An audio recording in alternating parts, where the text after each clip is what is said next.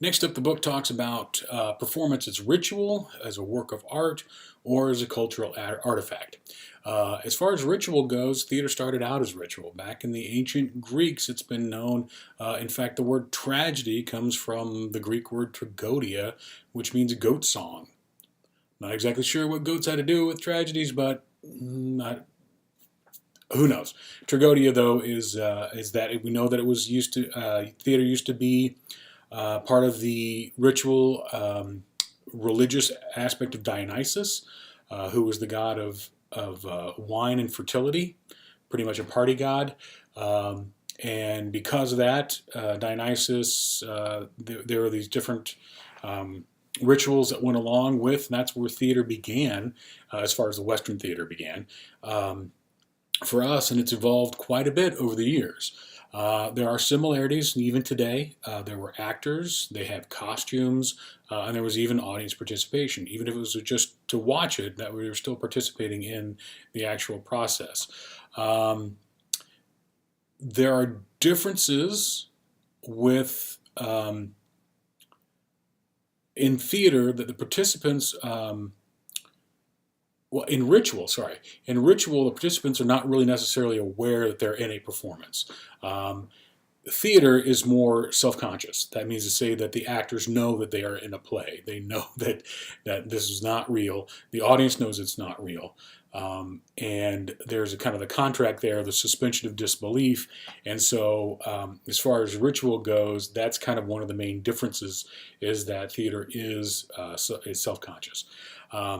With art, I like to think back to the famous evaluation of theater that was developed by Johann Wolfgang von Goethe, or Goethe, as you might have heard. No, just kidding. It was Goethe. And he had 3 questions that he always asked when evaluating a work of art. And this is what I go through every time I look at a piece of work, and it helps quite a bit. But the 3 questions are: what are the artists trying to do? How well did he or she do it? And was it worth doing? And that last question is the aesthetics question. That is to say, we can tell by the answer to these questions that the artist is trying to get a response. We can evaluate with them based on that response and that goal that they had. And then we can determine if it had any kind of aesthetic value. Is it going to, add anything to the cultural landscape? There's a great story. I was taking a field trip with some high school students to the Museum of Modern Art in New York City, and there was, I wish I could remember the name of the artist. There was an artist, and he pretty much painted in his paintings consisted of one color. And there was one particular one that was huge. It went from almost the ceiling down to the floor, and it was a black rectangle. And that's pretty much all it was. And to look at it, it was a giant black rectangle. And so we read, there's a little, most art galleries or museums have a little kind of blurb about the artist and what they're trying to do. And so we read that, and it talked about how he was working with shade and shading. And we took a look at it, and the students and I, was just a small group.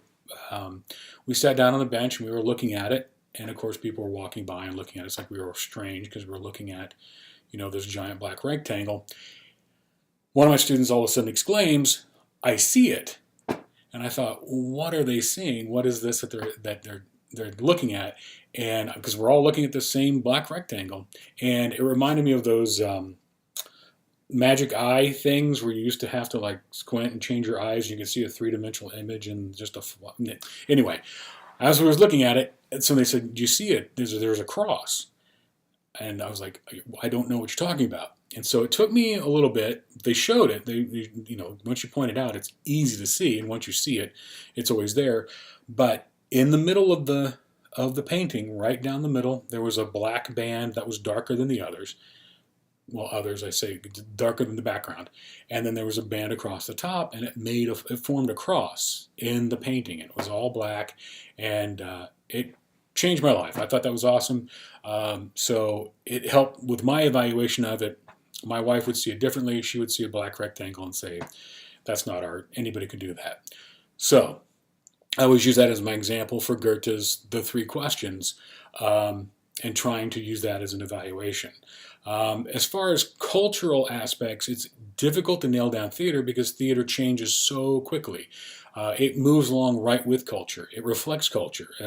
Sometimes it even gets ahead of culture, which is really kind of cool. But the one cool thing about theater is that it is ephemeral. That it means it only exists once, in one time, and that's it. Um, you can go to the theater, watch a play, and have an experience. Hopefully, it's a good one. Then, if you go back, if you took the exact same audience, brought them back the next day, sat them in the theater, same cast, same play, same audience, same time of day, same everything, the experience would not be the same. It might be that it's a repetition, you've already seen it, but the idea is that it will never be repeated the exact same way. An actor will say a line a little bit differently, or the timing of this cue will be a little bit slower, or whatever it might be. It's the idea that theater only exists in that moment of time with those particular people at that moment, and it can never be repeated again. Film, put it in a can, it's there forever. Television, same thing. You put it on tape, it's there forever. And if it's in front of a live studio audience, that weird guy laughing in the background will always be there, and it will always be the same, and it will repeat. But theater is not like that. You cannot capture theater. You can try to record it on a video camera, and it loses something when it goes from that three-dimensional experience to a two-dimensional experience and putting on film or tape. So it's very different about it. And cultures are very different. Theater will change with the culture. Theater back in the 1920s, just not that far, maybe 100 years ago. No, that is a long time ago. But maybe, even something a little bit more recent than that. Even the theater of the 1950s was very different than what you'll see today. There'll be spectacle. There'll be, if you go to like a Disney musical, there'll be that kind of spectacle, that kind of awe. But technology is so much more advanced. The culture has changed so much from what it is, and theater always reflects that, which is pretty cool. And not only with American culture too, but theater from around the world. The theater will reflect that culture. I remember when I was in Los Angeles, when I was teaching out there, and we got to go see an international festival. It was very cool. The whole city was involved. There was locations all over. And we went to go see a company that was from Bali, and they were doing Balinese dance drama. And the culture is very, very different. Their entertainment is very, very different. And these ladies were amazing. But one of the things I'll never forget is that part of their culture is they put a high value on the performer's ability to flex their hands. So I'm not. That's about as far as I can go.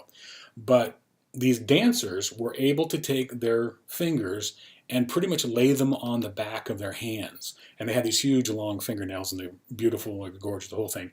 But they would lay their hands back, and they would put it basically on the back of their hand. I can't get 10 degrees. So they were doing 180, basically, to lay them back on the back of their hands. That was very cool. Very strange for me because I was just, this poor Hoosier out there in Los Angeles looking at Balinese dance drama. It was way out of my norm, but it was very cool, and I really appreciated that. So that's a little difference about how theater evolved from ritual. There's differences between what theater does and what rituals are, how theater is art, and then some of the cultural artifacts that you can come up with, or the idea that theater grows with the culture.